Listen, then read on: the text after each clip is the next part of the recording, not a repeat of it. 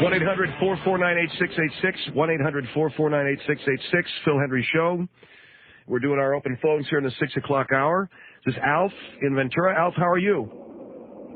Great. Alf, I can't hear you there, buddy. Alf, you there? Yeah, how are you, Phil? Good. How are you? I called up. I was talking to your friend there, Mr. Schaefer.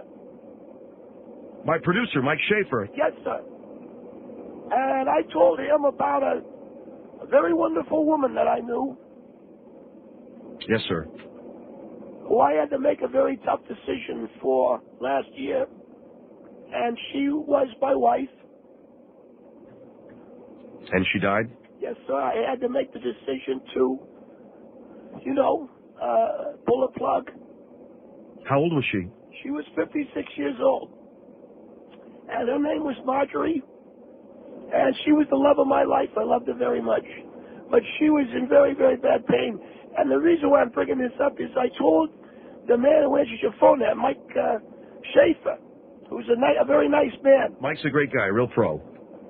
He said, I said to him that anybody who is in a position to that, where you have to decide on euthanasia, or you have to decide on pulling the plug on somebody, this is a very, very difficult decision. Well, I know it is. I had to make the decision for my dad. He was very sick, and the doctor asked me, do you want to artificially respirate him? And I said no. I know my father wouldn't want that, and when he died, and that was, that was 12 and a half years ago.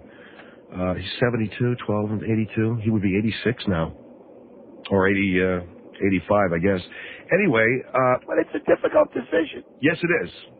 Very difficult decision. But she was... Well, let me ask you something, Alf. You say she was in pain, so why would you fault yourself for this decision? Because, you're always second-guessing, but she did have terrible migraine headaches. She had fallen the previous year and she had a trick knee, a very painful knee problem. And when you're getting old like we were, you get worried. And so I felt it was in her best interest to somehow try to alleviate the pain. And what decision did you make? What did you do?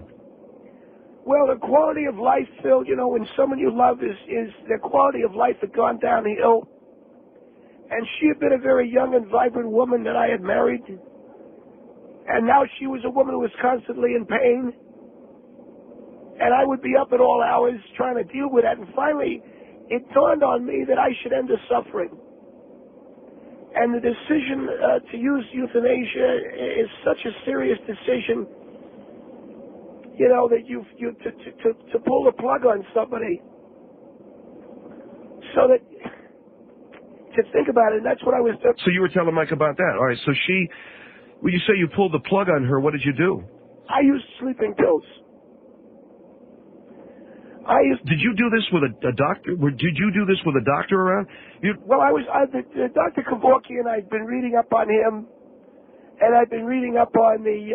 No, but what I'm asking is, was she in the hospital? I gave her sleeping pills. She was in a lot of pain. And no, she was not in the hospital at the time, but she'd been in the hospital for a knee. But I gave her sleeping pills, and then I very gently put the pillow... Where did you put the pillow? Over her face. And no, wait, was this I'm going to ask you a question here, Alf, and I hope I get the right answer. Yes, sir. Your wife was in pain, had bad migraine headaches, so you gave her sleeping pills and put a pillow over her face. Did she consent to this? I mean, because, there's a fine line between euthanasia and murder. No. Euthanasia, this is euthanasia. Because it's when somebody's in pain. She wanted her pain to end. She told me that. And I resent any idea. No, I'm sorry, but you said that you gave her sleeping pills. She wanted her pain to end. And well, okay, all right, I'm sorry. I'm very sorry to hear that. She was in a great deal of pain. So you gave her sleeping pills and put a pillow over her face? Yes, sir. But she's with me. Can I ask you was there a coroner's report? No, she was in a great deal of pain. We buried her. It was a dignified ceremony that I had. I buried her in the mountains. She always loved the mountains. And you buried her? We had a very private, dignified ceremony because a lot of people these days, Mr. Henry, you're not an old man, so you don't have to worry about this.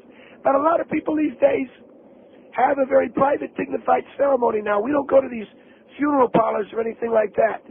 You simply wrap the body in a sheet. I buried her in the mountains off the side of a road. And Did you have a service? Yes. Well, how many people were there? It was just me. You wrapped her in a sheet and carried her up to the mountains and buried her up there? It was a service that we had. I want to find out. Your wife, you gave your wife sleeping pills, put a pillow over her face, smothered her, wrapped her in a sheet, and took her to the mountains. Yes, sir. What is the problem? This is euthanasia. My wife was in pain. Ain't you seen these people? These old people do it all the time. When all of a sudden I can't do it? My wife was in pain. And well, when you see these old people do it all the time, there's a woman or a man who is terminal, and they do it. Right. So tell me about the ceremony that you had. It was a dignified ceremony. It was right off of a highway up here in the Angeles National Forest. I dug a very beautiful grave for her. I said a few words, and I rolled her in. You rolled her in? Yes, sir. Mr. Henry, this is my wife who I loved very much. I understand that. And I would never do anything to disgrace her. Yes, sir. But you're saying that you had a dignified ceremony, it was just you? Yeah, and then I rolled her into the pit. And it was as dignified as I could do it under the circumstances. Well, what circumstances could... Well, a police cruiser came by. There were some things that happened. So a police car came by while you were rolling your wife into a pit that you dug up in the Angeles National Forest after you smothered her and put... Now, wait a second. This is what she would have wanted, and I really resent immensely the way... I'm not spinning in any other way than the way you told me. You said you euthanized your wife. She had migraine headaches. She was in intense pain. You ask anybody with migraine headaches. She was in intense pain. And I did what any loving husband would do. I smothered her with a pillow, and I buried her in an unmarked grave off of Angeles Crest Highway. Very dignified. Hello? I'm listening to this. Very private. Very dignified and very, very private. And I am calling, and she kept waking me up at night to get her aspirin, or the pain that she was in. I'm calling to let your listeners know that euthanasia and pulling the plug on somebody is a very difficult decision to make. Because I understand that, and I told you that I had the father that I had to make that decision for. But he was a man who was dying from pneumonia, and he was a man who was dying from a series of strokes. He was 72 years old, and the doctor told me that he would have to be artificially respirated. Well, then why can't you understand me? What? There's something about your story. I understand you, and I'm awfully sorry. There's something about your story that I don't understand. The drugs she was taking for her migraine headaches would have killed her. What was she taking? She was taking Tylenol with codeine. That would have killed her eventually. And I did what I think any husband would do. You would do. If my wife was having migraine headaches, I don't know that I would smother her with a pillow and roll her into an unmarked grave in Angeles National Forest and call that euthanasia. I mean, I just don't know. Then you don't understand what it's like to be old, mister. And you don't understand what it's like to have a woman you love very much who's in serious pain. What else would you call it? If it's not euthanasia, what would you call it? And don't say that word that you said. The murder word? Don't. How dare you? How dare you? How dare you?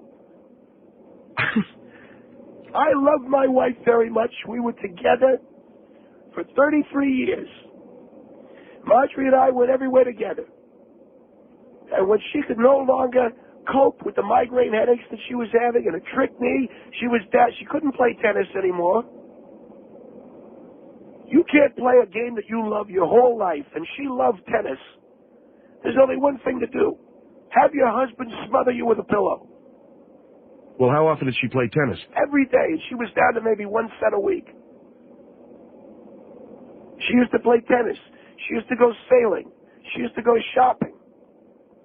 She had to wear this big knee brace. Oh, God. Now pull yourself together, okay? I'm sorry, sir. How do you do? I'm sorry, all right? I didn't mean to disgrace your marriage. Oh, Christ. Nobody understands. I understand. And I'm sorry that you had to use euthanasia on your wife. You know, she used to cook me dinner, and after she got sick, I had to make dinner for myself. And when your home gets into such a chaotic and dissolute state as that, when I'm actually having to make my own dinner, she used to make it every night.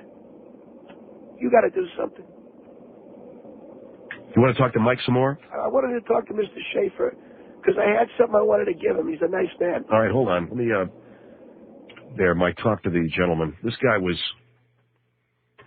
he says he euthanized his wife because she was in serious pain. But I didn't know that giving sleeping pills and smothering them with a pillow. 1-800-449-8686. It's the Phil Hendry Show. One day, Phil got out of bed and went to work. That's what this music sounds like, doesn't it? Look at America, running hither and thither. Welcome, America, to Phil Hendry. 1-800-449-8686. And Alf, you with me, buddy? I'm right here, Phil. This is Alf. He lives in Ventura. His wife, a year ago, died. He was a party to euthanizing her because she had severe pain.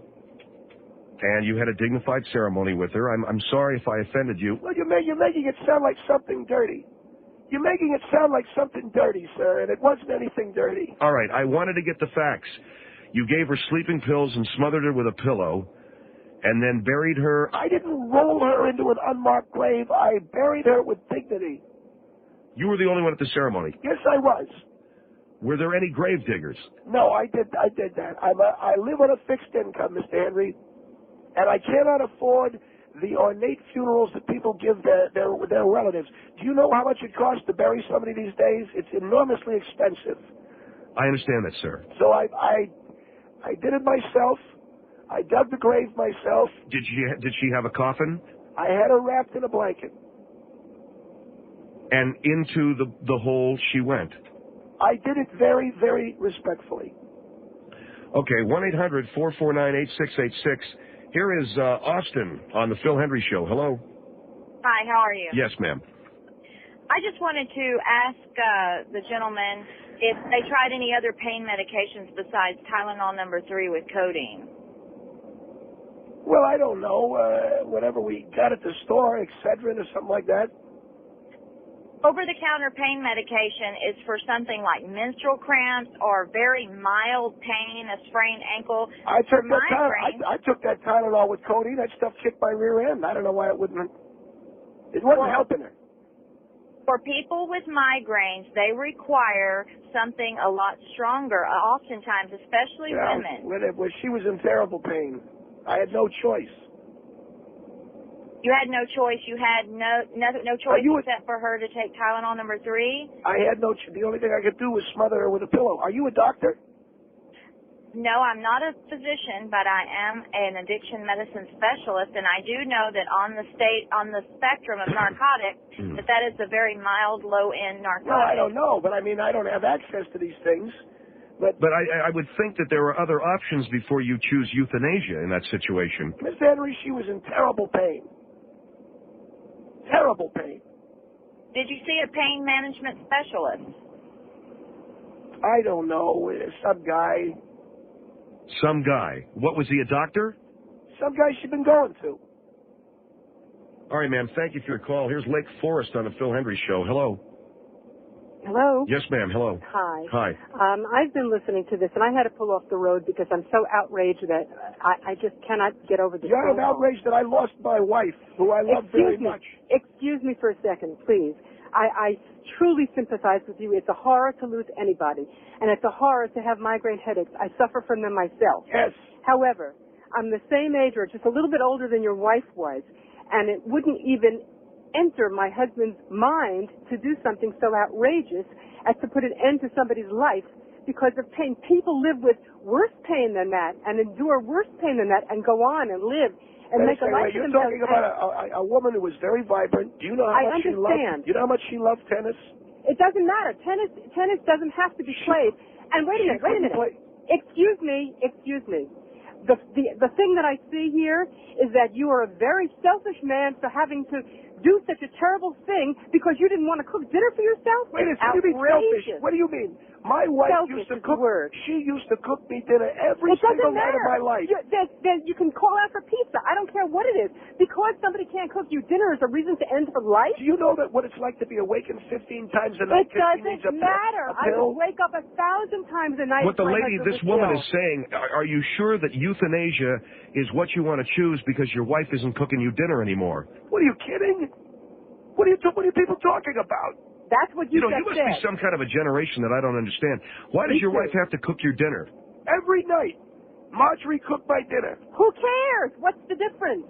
What's There's the only difference? one Who thing. cares about a dinner? As far as I'm her life concerned, is important. There's only you one. seek out Do you the cook medical help that she needs, not the dinner. Who cares about the dinner? Do you cook your husband's dinner?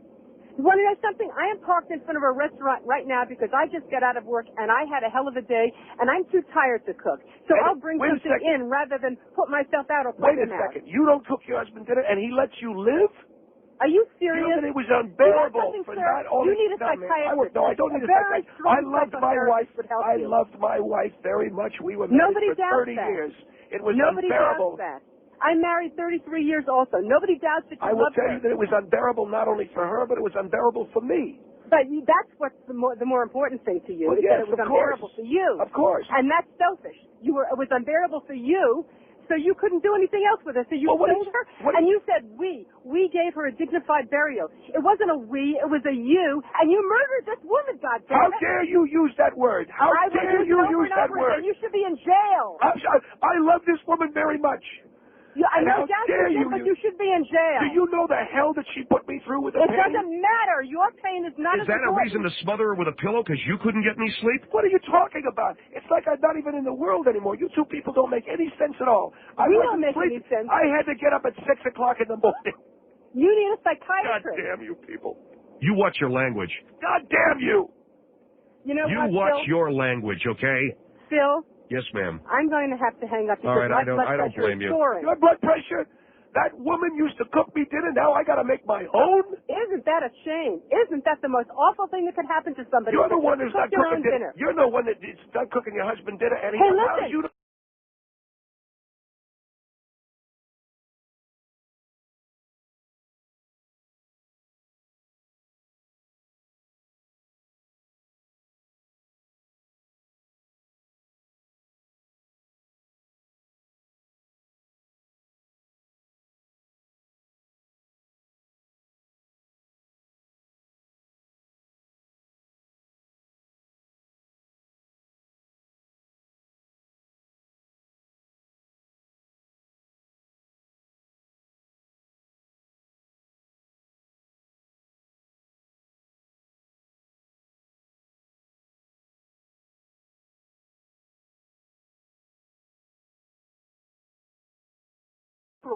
Oh, boy. If you were my wife, there's a pillow waiting for you. Well, you know something? If I had you in front of me, I would drag you to a psychiatrist because you're a crazy person. I'm crazy. And you know what, Phil? I love my wife very much. All right, ma'am, I understand. Sorry. I love my wife very much. Thank you. I'd have a pillow with your name on it. She ever not cooked me dinner. Oh, boy. This man is insane. Oh, I'm insane? Absolutely. My wife was in pain. I put a pillow over her mouth. I'm hanging up I put her into a grave myself, and I'm insane. Now. Goodbye. Thank you. I'm insane because I put her in a hole off the Angeles Crest Highway, and I'm insane. What a selfish bitch. Watch your language, sir. We're hearing you out. I'd like you to hear our listeners out tonight. And what is that crack supposed to mean? You don't cook your husband dinner and he lets you live. What is that supposed to mean? I don't get what it... She said she didn't cook her husband dinner. Yeah. And he lets her live. 1-800-449-8686. Hold the line here, pal. Are you getting this guy's story? He says he euthanized his wife because she had severe migraine headaches. And when he says